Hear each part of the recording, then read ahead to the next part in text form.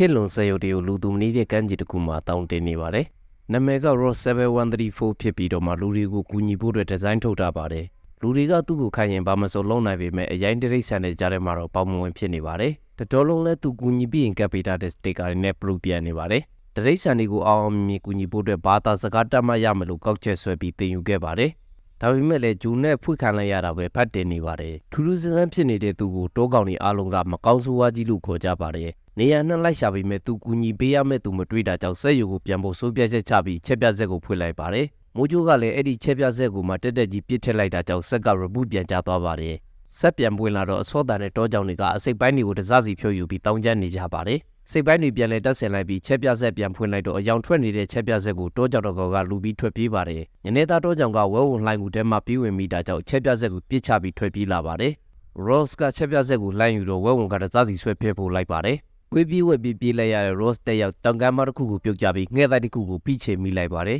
။ဝဲဝုံကုတ်တဲ့တန်ရာကြောင့်သူ့ရဲ့ဘက်ထရီလည်းပျက်စီးသွားခဲ့ပါတယ်။ငန်းတိုက်ထဲမှာငန်းဥတစ်လုံးသာကျန်ခဲ့ပြီးငန်းဥကိုလက်ပေါ်တင်ဆက်စုနေခိုင်မြေခွေးကဝင်လူသွားပါတယ်။ပြေးနေတဲ့မြေခွေးကဖြူစူးပေါ်ကြမှာဥကိုရလိုက်ပြီးမြေခွေးကိုလည်းဖြူစူးတွေကိုကိုပေါ်ကနှုတ်ပေးလိုက်ပါတယ်။ငန်းဥလေးပေါက်လာပြီးထက်ကငန်းပေါက်လေးတစ်ကောင်ထွက်လာပါတယ်။ငန်းပေါက်လေးက Ross ကိုမိထင်သွားပြီးမိလိုက်တဲ့ချိန် Ross စီမှာထူးဆန်းတဲ့ခံစားချက်တစ်ခုရလိုက်ပါတယ်။ငန်းပေါက်ကိုမြေမှာချပြီး Ross ကစီဇန်တိုင်းအိတ်ပြန်မှုပြင်ဆင်ပါတယ်။ချက်ပြကရိယာကိုငန်းပေါက်လီကပေါက်ခွဲလိုက်တာကြောင့်အိတ်ကိုပြန်ဖို့ခက်ခဲသွားပါတယ်။အဲ့ဒီချိန်ဘေးနားမှာကျွဲမျိုးနဲ့ဝင်ပေါ်ဆန်မီတကောင်ကသားတပြုံဓမ္မကြီးနဲ့ဖြတ်သွားပါတယ်။ပေါ်ဆန်ကျောပေါ်ကိုငန်းပေါက်တင်ပေးလိုက်တော့ပေါ်ဆန်ကတတိထားမိသွားပြီးသူတို့သဘောအတိုင်းတီချင်အောင်ဆောင်လိုက်ပါတယ်။ပေါ်ဆန်ပေါက်လေးတွေကတီချင်အောင်ဆောင်တော့ဖြောင်းအောင်မသိပဲကြောင်းပြချက်ရှာနေကြလို့ပေါ်ဆန်မီကတီပြီးလို့ပဲတွေးလိုက်ပါတယ်။ကိုကလေးကွေးနေတဲ့ Ross ပေါ်ကိုငန်းပေါက်လေးတွေ့တော့ Ross ကိုသူ့မိလာလို့မေးပါတယ်။ Ross ကသူ့ဟာမေမဟုတ်ကြောင်းသူ့မှာအမေလို့ဖို့ programmer ပါကြောင်းပြောပါတယ်။ပေါ်ဆန်ကငန်းပေါက်လေးကပထမဆုံးမြင်တဲ့သူကိုအမေလို့မြင်ကြောင်းရှင်းပြပြီးငန်းပေါက်လေးကိုစောက်ရှောက်ဖို့တာဝန်ပေးလိုက်ပါတယ်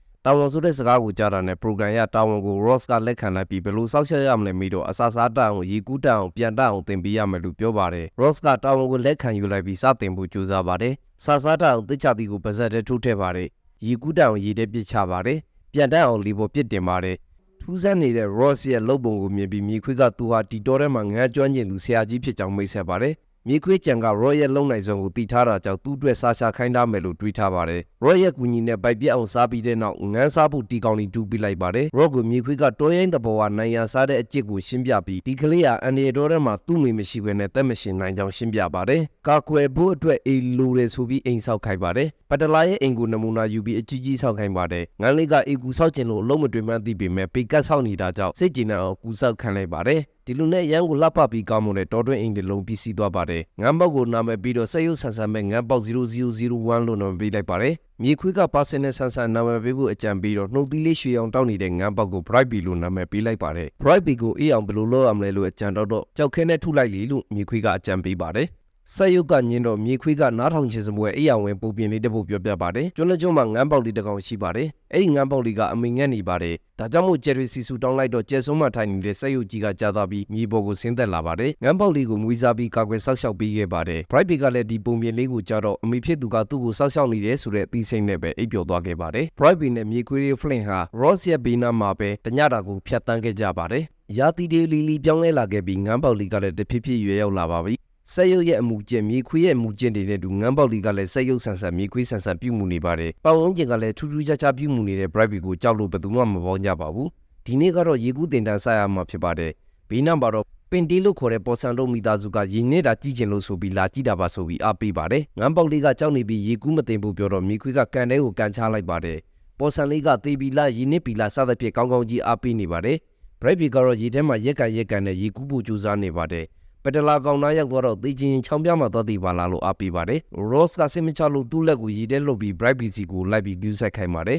။ရေကူးရင်မျိုးတူငန်းပေါက်ထဲရောက်သွားတော့စက်ရုပ်ဆက်ဆံမဲ့ပြီးဘူးနဲ့လိုက်မိတ်ဆက်နေပါတယ်။ဒါပေမဲ့တခြားငန်းတွေကမကောင်းဆိုးဝါးမွေးစားရတဲ့သားဆိုပြီးဝိုင်းနိုင်ကြပါတယ် Ross ကမခံစားနိုင်တော့လို့ Bright Bee ကိုသွားပြန်ခေါ်တော့အကုန်ထွက်ပြေးကြပါတယ်။အဲ့ဒီချိန်မှာသားစားငါးရောက်လာပြီး Bright Bee ကိုစားဖို့လုပ်တော့ Ross ကလိုက်ခဲ့ပါတယ်။ဒါပေမဲ့ခြေထောက်ကကြောက်တိုးတက်မှညှက်နေပြီးတောက်ကိုကဲချင်စောနဲ့ခြေထောက်ကိုဆွဲဖြုတ်လိုက်ပါတယ်။ခြေထောက်ကိုဆွဲဖြုတ်လိုက်ကြရောခြေထောက်ကပျက်စီးသွားပါတယ်Bright Bee ကိုကယ်ပြီးတဲ့ချိန်မှာတော့ငန်းတွေကရောက်လာပြီးဒါကိုနင့်မိထင်နေတာလားသူကနင့်မိသားစုကိုတတ်ခဲ့တာလို့စကနာဝင်ထိုးပါတယ် မြေခွေးလေး Flint ကလည်းမနေနိုင်ပဲငန်းကိုဖမ်းပြီးလှမ်းကိုက်တော့ Ross ကဆွဲထားပြီးမလုပ်ဖို့တားပါတယ် Brightby ကခါသီးတဲ့မှန်တရားကိုသိသွားတော့ Ross ကရှင်းပြဖို့ကြိုးစားပါတယ်ဒါပေမဲ့ Brightby ကပြန်ရအောင်လို့စစ်တူတူနဲ့ပြောပြီးအိမ်ကိုပြန်ရောက်လာပါတယ်အိမ်ပြန်ရောက်တော့ဘာကြောင့်မို့မှန်တရားကိုထုတ်မပြောတာလဲလို့မေးပါတယ် Ross ကဒီချက်လက်တွေကမင်းကိုထိခိုက်စေနေတာမို့မရှင်းပြတာဖြစ်ကြောင်းပြောတော့ Brightby ကသူမိသားစုဝင်တွေနဲ့သာအတူကြည့်ပြင်းရဲ့သူဒီလိုအကောင်ညက်ပိန်သေးတဲ့ကောင်ဖြစ်လာမှာမဟုတ်ဘူးလို့စောတကတက်ပါတယ် Brightby ရဲ့ခင်ဗျားကကျွန်တော်မေမဟုတ်ဘူးလို့ယဉ်သီးသီးနဲ့ပြောလိုက်တဲ့စကားကြောင့် Ross ကလုံးဝဆွန့်အားသွားခဲ့ရပါတယ် Ross ကတကူတည်းထွက်လာပြီးသူတောင်းတင်နေတဲ့ကမ်းခြေမှာသူသိစရာများရှိမလားဆိုပြီးလာရှာပါတယ်ကမ်းခြေရောက်တော့စက်ရုပ်အပြက်တစ်ခုကမှတ်ညံကိုကြည့်ပြီးသူဟာ Universal Dynamic ကထုတ်ထားတဲ့ညာညီမြင့်စက်ရုပ်ဖြစ်ကြောင်းသိလိုက်ရပါတယ်စက်ရုပ်တွေကိုပြန်ပြုပြင်လိုက်ပြီးသူ့ကိုကူညီဖို့တိုင်ပင်ပါတယ်သူ့မှာသားတစ်ယောက်ရှိနေကြောင်းသားကိုကူညီပေးဖို့အတွက်သူ့ရဲ့ program တွေကို modify လုပ်ထားရကြောင်းဒါပေမဲ့မအောင်မြင်ကြောင်းရင်ဖွင့်ပါတယ်စက်ရုပ်က Ross စာစက်ရုပ်ထက်မှဆင်းမြင့်ဆုံးစက်ရုပ်ဖြစ်ကြောင်းသူဘာကြောင့်မလုပ်နိုင်လဲဆိုတာကိုအော်မိကြောင်း Royals မှတ်ညံတဲ့ကိုဝင်ကြည့်ပါတယ်စက်ရုပ်ဟာရန်ကိုလန့်သွားပြီးဖုံးစကားနဲ့ပြောရရင်စိတ်ကြိုက်ပြင်ဆင်မှုရူဖောက်ထားကြောင်းဒါကြောင့်မို့ပျက်စီးနေတဲ့စက်ရုပ်ဖြစ်နေပြီဖြစ်ကြောင်းသူ့အနေနဲ့ဒီနေရာမှာနေရမှာမဟုတ်ပဲစက်ရုပ်ပြန်ပြီးပြင်ဖို့လိုကြောင်းပြောပါတယ်ချက်ပြကရိယာကိုထုတ်ပေးပြီးတော့မှပါဝါပိတ်သွားပါတယ်တောင်ကုန်းပေါ်မှာထိုင်နေတဲ့ Rossi ကို Flint ကလိုက်လာပြီးထွက်သွားတော့မှလားလို့မေးတော့ဒါကသူ့နေရာမဟုတ်တာကြောင့်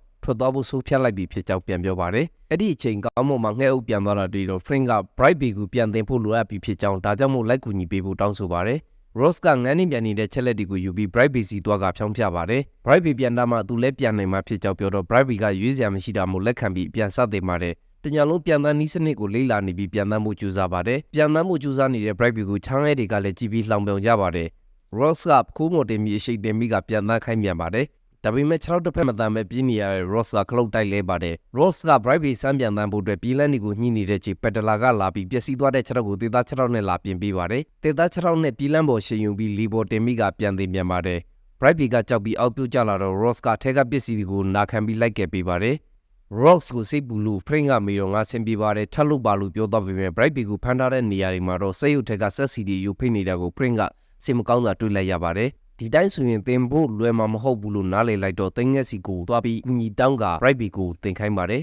်တင်းငက်ရဲ့တင်ပြကောင်းမှုတွေနဲ့ Ross ရဲ့ကြိုးစားမှုတွေစနစ်ကျမှုတွေကြောင့် Brightby ဟာချမ်းလန်းဒီထက်ကိုဆရာကြကြပြန်တန်းလာနိုင်ပါတယ် Brightby ပြန်နေတာကိုကြည်နူးပီတီတွေနဲ့ Ross ကြည့်နေတဲ့အချိန်ငန်းကောင်းဆောင်ရောက်လာပြီး Ross ကိုချီကျူးပါတယ်ဒါပေမဲ့ Brightby အနေနဲ့ဒီတက်ပူခံနေရှိဖို့လိုအပ်ကြောင်းတနည်းကိုမရက်မနာပဲလေထဲနေနိုင်မှအဆင်ပြေမှာဖြစ်ကြောင်းခံနိုင်ရည်တိုးတက်အောင်လုပ်ဖို့လိုအပ်ကြောင်းနောက်တစ်ပတ်ခီးထွက်တော့မှာဖြစ်ကြောင်းသတင်းပေးလာပါတယ် Brightby ကဒီတက်တန်မာလာဖို့ပြင်းထန်တဲ့လက်ကျခိုင်းတွေကိုလုပ်ခိုင်းပါတယ်လေထဲမှာတနည်းကိုနေခိုင်းပါတယ်သူတို့ရဲ့စာသင်ဝိုင်းလင်းကိုဒရိတ်ဆန်ပေါင်းစုကစိတ်ဝင်စားလာကြည့်ကြပါတယ် Brightby တယောက်ပြန်တန်းချင်းသင်ခန်းစာကိုဆရာကြကြအောင်မြင်လာခဲ့ပါပြီပြန်တန်းမဲ့ခီးစဉ်စပါတော့မယ်ငန်းများလုံးစုစည်းပြီးငန်းကောင်းဆောင်ကြီးကသူတို့ကြော်ဖျက်ရမယ့်ကြီးကျယ်လာတဲ့စွန့်စားမှုတွေကြောင့်ကိုမိကွန်းချွေနေပါတယ်ငန်းအုပ်စုတက်ကို Ross Flint Brightby 3ရက်သားဝင်လာတဲ့ချိန်မှာခေါင်းဆောင်ကြီးကကျူဆူလိုက်ပြီးဒီခီးစဉ်ကို Ross ကမင်းကိုလက်ဆောင်ပေးတဲ့ခီးစဉ်ဖြစ်ကြောင်းသူ့အနေနဲ့ Ross နဲ့သာမတွေ့ရရင်သက်ရှင်နေနိုင်တာတောင်မှအကောင်သေးလို့ဘယ်လိုမှဒီခီးစဉ်ကိုလိုက်ပါနိုင်မှာမဟုတ်ပဲသိဆိုးရမှာဖြစ်ကြောင်းကျိုးသိကြောင်းသိရှင်းပြပါတယ် Ross ကြောက်တာရင် Brightby ကသက်ရှင်တာဖြစ်ပြီးဒီခင်းစဉ်ကိုလိုက်ပါဖို့ခွန်အားရရှိခဲ့တာဖြစ်ကြောင်းရှင်းပြရင်း Brightby ကိုညာတောင်ပံကနေလိုက်ပါဖို့ခေါ်ပါတယ် Brightby က Ross ကိုခင်လွဲခဲ့တာကြောင့်ဝမ်းနေသွားပြီးနောက်ဆုံးနှုတ်ဆက်တဲ့အနေနဲ့အရှိန်မြင့်ပြီးပြန်တန်းပေးဖို့တောင်းဆိုပါတယ် Flint ကလည်းကိုပိုင်စတိုင်နဲ့သာပြန်တန်းဖို့အတွက် Brightby ကိုတိုက်တွန်းပါတယ်ပြန်တန်းရင်ခီးစဉ်စတင်ပါပြီ Brightby ရင်ထဲမှာရော Ross ရင်ထဲမှာပါတအုပ်တအုပ်ပြောမထွက်တဲ့ရင်တွင်းစကားလေးတွေကိုနှလုံးသားကပြောရင်းနဲ့နှုတ်ဆက်လိုက်ကြပါတယ်တောင်ထိပ်မှာလက်ပြနှုတ်ဆက်ရင်ငိုင်နေတဲ့ Ross ကို Flint ကလာခေါ်တော့ Ross ကချစ်တယ်ဆိုတဲ့စကားကိုပြောချင်ပေမဲ့နောက်ကျသွားပြီဆိုဘယ်လိုလုပ်ရမလဲဆိုပြီးဝမ်းနေစွာရင်ဖွင့်ပါတယ်ဒီလိုနဲ့ Ross တယောက်လည်းချက်ပြကလေးယာကိုဖွင့်လိုက်ပြီးဌာနချုပ်ကလာခေါ်မဲ့အချိန်ကိုစောက်ဆိုင်နေလိုက်ပါတော့တယ်မိုင်းထောင်ကြီးပြန်မနေတဲ့ငှက်အုပ်ကြီးကတော့လန်ခီမှာမှုတိုင်းနဲ့တိုးပါတယ်နောက်ခွေရကိုကြည့်တော့ Ross ကိုထုတ်လုပ်ခဲ့တဲ့ Universal Dynamic Company ခြံဝန်းကိုတွေ့တော့ဆင်းလိုက်ကြပါတယ်ထဲရောက်တော့ Ross နဲ့တူတဲ့စိုက်ခင်းလုပ်စက်ရုပ်တွေကိုတွေ့လိုက်ရပြီး Brightby က Ross တင်နဲ့သွားခေါ်ပါတယ်စက်ရုပ်ကစိုက်ခင်းကိုဖျက်ဆီးဖို့လာတဲ့ငှက်အုပ်တင်နဲ့တိုက်ခတ်ရေးစက်ရုပ်တွေကိုခေါ်လိုက်ပြီးငန်းအုပ်တွေကိုလိုက်လံတပ်ဖြတ်ပါတယ်ငန်းအုပ်တွေကလီစာတနက်ကိုရှောင်ပြီးထွက်ပြေးကြပေမဲ့ထွက်ပြေးမဲ့နေရာကတက်ကွင်းဖြစ်နေလို့အခက်တွေ့နေပါတယ်ခေါင်းဆောင်က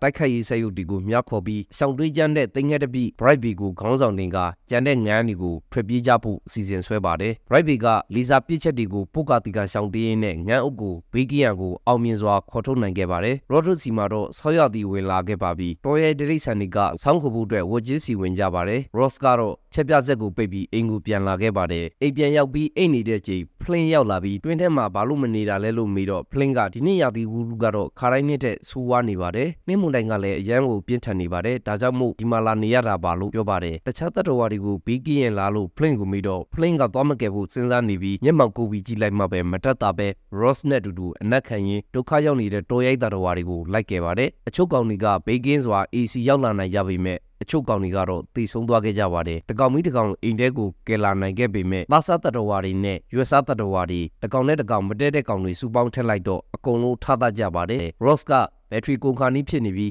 ရန်ကိုပင်ပန်းနေပါပြီ plane ကိုထိမ့်မှုပြောတော့ plane ကိုမုန်းတယ်လို့ကြွက်တဲ့ကောင်ကပြောလိုက်ပါတယ် plane ကဟုတ်ပါတယ်ဒီတော့တဲ့ကောင်တွေကငါ့ကိုမုန်းတယ် Ross ကိုလည်းမုန်းတာပါပဲဒါပေမဲ့သူကသူ့သားလေးကိုပြိုးထောင်ဖို့ပဲကြိုးစားနေတဲ့မိခင်တယောက်ပါမင်းတို့မုန်းနေတဲ့ Ross ကပဲမင်းတို့ကိုကယ်ခဲ့တယ်ငါသွားမကယ်ဘူးပြောသေးတယ်ဒီကောင်ကြီးကမင်းတို့ကိုသွားကယ်ပေးခဲ့တယ်ဒါကိုမင်းတို့လေးစားရမယ်မင်းတို့ခွန်နေတဲ့မကောင်းဆိုးဝါးကြီးကမင်းတို့ကိုကယ်ပေးခဲ့တာလေလို့ပြောပါတယ် Ross ကလည်းတတ်တော်အတိုင်းဟာသက်ရှင်ဖို့ကြိုးစားရတာဟုတ်ပါတယ်ဒါပေမဲ့သက်ရှင်ဖို့ဆိုတာတစ်ခါတလေတန်တန်ချက် program တွေကိုကြော်ပြီးလုံနိုင်မှပဲတက်ပေးကလွတ်တယ်မင်းတို့ဒီအိမ်ထဲမှာရှိနေသူတွေတကောင်းကိုတကောင်းရံမမှုကြပါနဲ့မစားကြပါနဲ့လို့ပြောရင်းပါဝါပိတ်သွားပါတယ်တောပင်ဝဲဝန်ကြီးကလည်းရံမမှုဖို့ဂတိပေးလိုက်ပြီးအားလုံးကလည်းနားလည်စွာတယောက်ကိုတယောက်နှွေးထွေးမှုတွေပြီးရင်ဆောင်းရသည်ကိုကြော်ဖြတ်ကြပါတယ်နွေရာသီကိုရောက်ရှိလို့လာပါပြီ Ross ရဲ့ဆိုလာစနစ်ကလည်းအားပြန်ပြေးဝလာပြီးသူနိုးလာတဲ့ချိန်မှာတော့တကောင်မှသူ့ဘေးနားမှာမရှိတော့ပါဘူး Bright Bay ကလည်းပြန်ရောက်လာတဲ့ချိန်ဖြစ်ပါတယ်Ross ကဝမ်းသာစွာနဲ့သူ့သားလေးကိုကြည့်ဖို့အပြေးကလေးသွားပါတယ် Bright Bay စီကိုရောက်တော့ Bright Bay ကိုအရင်ကနိုင်ကျင့်ခဲ့တဲ့ကောင်တွေ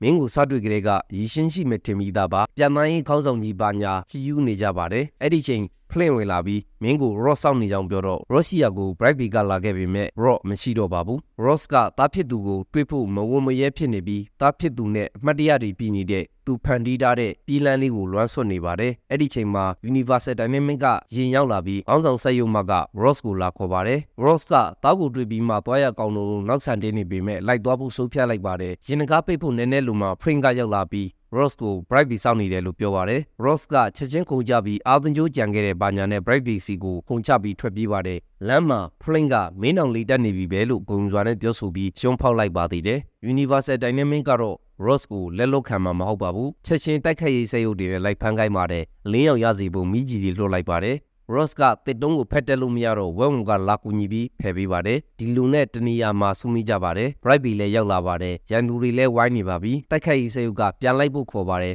Ross ကဒီနေရာဟာသူ့အိမ်ဖြစ်ကြောင်းပြောတော့ဒါကမင်းအိမ်မဟုတ်ဘူးတော်ရိုင်းပဲလို့စရုပ်ကပြန်ပြောပါတယ်ဒါဆိုငါလည်းတော်ရိုင်းစရုပ်ပေါ်လို့ Ross နဲ့ဒရိဆန်ပေါင်းကအော်ဟစ်ပြီးတော့မှစရုပ်တွေကိုပြန်တိုက်ခိုက်ကြပါတယ်Ross ကိုတနက်နဲ့လာချိန်တဲ့စက်ရုပ်ကိုဝဲဝန်ကလက်ကိုကိုက်ဆွဲပြီးဆွဲဖြဲတယ် Ross ကိုလိုက်နေတဲ့စက်ရုပ်တွေကိုရှင်းနေကတစားစီဆွဲဖြုတ်ပစ်တယ် Ross ကိုဖမ်းပြီးတော့ Ross ကသေချင်အောင်ဆောင်လိုက်တဲ့ချိန် Plane ကလီဇာတနက်နဲ့တိတ်ပေးလိုက်ပါတယ်နောက်ဆုံးတိုက်ပွဲကိုအောင်နိုင်လိုက်ပါပြီစက်ရုပ်မကတိုက်ခိုက်ရေးစက်ရုပ်တွေကိုဖောက်ခွဲပြီးတော်မီကိုလောင်အောင်လုပ်ကညှင်းပတ်ပါတယ်အားလုံးပောက်ကွဲတဲ့အချိန်ကြောင့်ထွက်ပြေးနေတဲ့ချိန်ပောက်ကွဲချိန်ကြောင့်တတိမိနေတဲ့ Ross ကိုစက်ရုပ်မကရင်ပေါ်ခေါ်သွားပါတယ် Ross ပါသွားတာကို Bright Bay မြင်လိုက်ပါတယ် Bright Bay ကငန်းအုပ်စုကိုခေါ်ပြီးရင်နောက်လိုက်ပါတယ်ရင်ပေါ်မှာတော့ Ross ကိုကြိုးထုတ်ထားပြီးစက်ရုံမကမင်းအရန်ပြောင်းလဲသွားတယ်မင်းဘာလို့ပြောင်းလဲသွားလဲဆိုတာကိုငါတို့သိဖို့လိုတယ်ဒီချက်လက်တွေကငါတို့အတွက်အရန်တမိုးရှိတယ်လို့ပြောပါတယ်မင်းအုံနောက်တဲ့ကချက်လက်တွေကိုယူပြီးမင်းကိုပြန်ပြင်ပေးမယ်လို့ပြောပါတယ် Ross ကမှတ်ဉာဏ်တွေကိုယူခြင်းယူပါသူနဲ့ Bright Bay တွေ့ဆုံခဲ့တဲ့မှတ်တရတွေအချစ်တွေကိုတော့မဖျက်ဆီးလိုက်ပါနဲ့လို့တောင်းပန်ရှာပါတယ်စက်ရုံမကမရဘူးအကုန်လုံးကိုဖျက်ပစ်မှာလို့ပြောပြီး Ross ကိုမှတ်ဉာဏ်စယူပါတယ် Ross ကမှတ်ဉာဏ်တွေကိုမယူပါနဲ့ကျေးဇူးပြုပြီးတခုလောက်တော့ချမ်းမိပါလို့မျက်ရည်မကျပြီးမဲ့ငိုယူတောင်းပန်နေပါတယ်ပြင်မာတော့ Bright Bay တို့ဘက်ကိုတနက်နဲ့လိုက်လာပြစ်ခတ်နေပါတယ်အဲ့ဒီချိန်မှာ Bright Bay ကလိုက်လာပြီးရေမှန်ကိုခွက်က Ross ကိုထိုးဝင်သွားပါတယ်တောင်ပန်တစ်ဖက်ထိခိုက်သွားပါတယ် Ross ကိုသွားကြည့်တော့သူမြင်လိုက်ရတာကအသက်ကင်းမဲ့နေတဲ့စက်ရုပ်ကြီးပါပဲ Bright Bay ကသူ့အင်းနေကြနေရာလေးမှာတက်ပြီးအမေရဲ့ပေးဆက်မှုတွေကကျွန်တော်တို့တော့အမခမ်းပါပဲအမေကိုကျွန်တော်ရမ်းချစ်ပါတယ်လို့ဝမ်းနဲ့စွာမိဆက်နေပါတော့တယ်အဲ့ဒီချိန်မှာ Ross ကပြန်နှွေးလာပြီးအိမ်ပြန်ကြစို့ဆိုကရင်ပေါ်ကထွက်ပြေးပါတယ် Ross ပြန်နှွေးလာပြီးထွက်ပြေးနေတာကိုစက်ရုပ်မကသိသွားတော့မှညံယူခံလိုက်ရတဲ့စက်ရုပ်ကဘယ်လိုနီနဲ့မှအတိတ်ကိုတတိယပြီးထွက်ပြေးစရာအကြောင်းမရှိမှုရန်ကိုအော်နေပါတယ်အဲ့ဒီချိန်မှာတင်းငယ်ရောက်လာပြီးငှက်တွေကိုလိုက်ပစ်နေတဲ့တနက်ကိုအပေါ်လှက်ပေးလိုက်ပြီးရင်ကိုပျက်စီးအောင်လှုပ်လိုက်ပါတယ်တော်ထဲမှာတော့လောင်နေတဲ့မိကြီးတွေပောက်ကွဲမှုတွေကြောင့်လောင်နေတဲ့တော်မီကိုတားဖို့အတွက်ဒရိဆန်အုပ်စုကနောက်ဆုံးအားကိုးရစီကိုပြေးကြပါတယ်နောက်ဆုံးအားကိုးရကတော့တစ်ပင်တွေကိုခုတ်လဲနေတဲ့ပက်ဒလာပါပဲပက်ဒလာကို Plane ကငါကမင်းရဲ့စီမံကိန်းကိုစိတ်ဝင်စားနေပြီလို့မျက်နှာချုပ်သေးသွားပြောလိုက်ပြီးပက်ဒလာကတစ်ပင်ကိုလည်းမြစ်ကိုတားပြီးကျလာတဲ့ရည်တွေနဲ့ တော်မီငင်းဖို့လာတဲ့ Flint တို့အုပ်စုကြောင့်သိတာမို့သူ့ကိုတောင်းပန်ပြီးစငန်းချိုးတဲ့ကောင်ကိုပြောရင်လုပ်ပေးမယ်ဆိုပြီးအထာကင်ပါတယ်အားလုံးကတောင်းပန်မှပဲပြက်လူခင်ခင်တစ်ပင်ကြီးကိုမြစ်ပေါ်ကန့်လန့်ဖြတ်ကြအောင်ဝိုင်းတွန်းလဲကြပါတယ်တစ်ပင်ကမြင့်ပေါ်ကျရှန်ကျလာတဲ့ရီကတော်မီအားလုံးကိုငိမ့်လိုက်ပါတယ်ဆယ်ယုံမကလုခါနီရော့စီလာပြီးအမိန့်နာခံမှုပြောပါတယ် Ross က Bright B ကိုပြန်ပို့ပေးရစီလို့တောင်းပန်ပါတယ်ဒါပေမဲ့ဆယ်ယုံမကမင်းတို့ကိုတစားစီဖြုတ်ပြပြီးလိမ့်လာမယ်လို့ငေါက်ပါတယ်အဲ့ဒီချိန်မှာ Ross ရဲ့လက်ကတန်လိုက်ကိုဖွင့်လိုက်ပြီးဆယ်ယုံမကိုကက်ကဖျက်ဆီးပစ်လိုက်ပါတယ် Ross ကရင်ကိုဆွဲဖွင့်ပြီးခုံချတော့ Bright B ကကျွန်တော်မပြန်နိုင်ဘူးနော်လို့ပြောတော့သူ့ရဲ့ဓာတ်အားတန်းနှလုံးကိုဆွဲဖြုတ်လိုက်ပြီး Bright B ကိုရင်ပတ်တဲ့ထက်ကခုံချသွားပါတော့တယ်ရေပေါ်ကျပြီးပေါ်လာတဲ့ Ross ကိုဒလိဆန်အားလုံးကလာကြိုကြပါတယ်ပြာကျသွားတဲ့တစ်ပင်တချို့နဲ့အိမ်လေးကိုကြည့်ပြီး Ross ကအိမ်ပြန်ဖို့ဆုံးဖြတ်လိုက်ပါတယ်အားလုံးကတားကြပေမဲ့ Universal Dynamic ကသူ့ကိုမရမချင်းပြန်လာမှာပါလို့ရှင်းပြပါတယ်ဒလိဆန်ကမင်းမပြန်ရအောင်ငါတို့ကြိုးစားခဲ့တာပဲလေသူတို့ပြန်လာရင်လည်းငါတို့ပြန်တိုက်မှာဘောလို့အာကျူးမန်တဲ့ပြောကြပါတယ် Ross ကမင်းတို့ရဲ့ကြိုးစားမှုကငါ့ကိုကဲယုံသက်သက်မဟုတ်ဘူးမင်းတို့အလုံးစီလို့သွားကြတယ်လေလို့နှိမ့်သိပ်ပါတယ် Bright B ကလည်းမှတ်ဉဏ်ကိုထုတ်ယူလိုက်ရင်သူ့ကိုမေ့သွားမှာမို့လို့စိုးရိမ်နေပါတယ် Ross ကအမေပါဝါပိတ်နေတဲ့အချိန်တားရဲ့ချစ်တယ်ဆိုတဲ့စကားတစ်ခွန်းကြောင့်ပြန်နိုးလာတာကိုမှတ်ရဖို့ Bright B ကိုချောင်းပြပါတယ်သူတို့ကအမေရဲ့မှတ်ဉဏ်ကိုယူလို့ရရင်ရမယ်အမေရဲ့ချစ်တီကိုတော့မရနိုင်ဘူးလေတားကူအမေကအမြဲချစ်နေမှာပါလို့ပြောပါတယ် Ross ကအိမ်မပြန်ခင်တော်တွင်းအင်လီကိုပြန်ဆောက်ပြီးဒလိဆန်နေနဲ့ပုံဖော်ထားတဲ့ပကြီးကားလေးကိုလည်းချိတ်ဆွဲလိုက်ပါတယ် Ross ကချက်ပြကရိယာကိုဖွင့်လိုက်ပြီးအိမ်ပြန်သွားပါပြီ။ဆောင်းရသည့်တဖန်ရောက်ရှိလို့လာပါပြီ။အားလုံးက Ross ရဲ့အိမ်လေးထဲမှာနှွေးတက်ယူနေကြပါတယ်။တယောက်ကိုတယောက်ရံမမှုတော့ပါဘူး။ Ross ကိုတတိတရအနေနဲ့စိတ်ရွက်ပြက်တဲ့က projector လေးဖွင့်ပြီးလွမ်းဖြေကြပါတယ်။ကလေးတွေအိပ်ဖို့အချိန်ရောက်လာတော့ Flint ကပုံမြင်ပြောပြပါတယ်။ရင်နှုံးကပေါ်တောတစ်ခုထဲမှာဒရိတ်ဆန်နေထိုင်ကြတယ်။တယောက်ကိုတယောက်တကောင်ကိုတကောင်တပ်ဖြတ်စားတော့ကြတယ်။အဲ့ဒီချိန်မှာကောင်းကင်ဘုံကဆက်ရုပ်တကောင်ပြုတ်ကျလာတယ်ဆက်ရုပ်မှာထူးခြားတဲ့စိတ်ထားကောင်းတစ်ခုရှိတယ်စိတ်ထားကောင်းရင်ကံကောင်းမယ်ဆိုတာပါပဲသူမှန်ခဲ့တယ်လို့ Flint ကပြောပါတယ်ဒလိဆန်နီကသူ့ကိုပြန်တွေ့ရမှာလားလို့မေးတော့ပြန်တွေ့ရမှာပါလို့ချော်သိပ်ပါတယ်ဆောင်းရာသီခီးလမ်းမှာငန်းအုပ်စုတစုပြန်တန်းနေပါတယ် Universal Dynamic ဥယျာဉ်မှာတော့စက်ရုပ်တွေကစိုက်ပျိုးရေးလုပ်နေကြပါတယ်ဘေးနားကဖြတ်သွားတဲ့လူသားကိုစက်ရုပ်တရုပ်ကကျမက Raw 7134ပါလို့မိတ်ဆက်တယ်အတန်ကြားလို့နီးနားကို Bright B ရောက်လာတော့ Bright B ကိုချိလိုက်ပြီးငါ့ကို Raw ဆိုလည်းခေါ်နိုင်တယ်လို့ပြောရင်ဘယ်တော့မှထုတ်ယူလို့မရဖြည့်ဆည်းလို့မရမိတ်ပြောက်လို့မရတဲ့ချစ်ချင်းမြင့်တာနဲ့သားမီးနှစ်ယောက်ပြန်လဲဆုံစည်းကြပါတော့တယ်